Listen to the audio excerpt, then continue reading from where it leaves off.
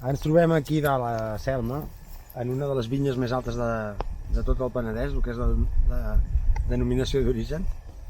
I aquesta vinya li diem el camp de futbol perquè es creu que aquí la gent de Selma hi jugaven a futbol. Com podem veure allà davant, aquella casa, allò era una caseta on diuen que eren els vestuaris. Però la cosa més singular d'aquest camp és que estem just a la serra.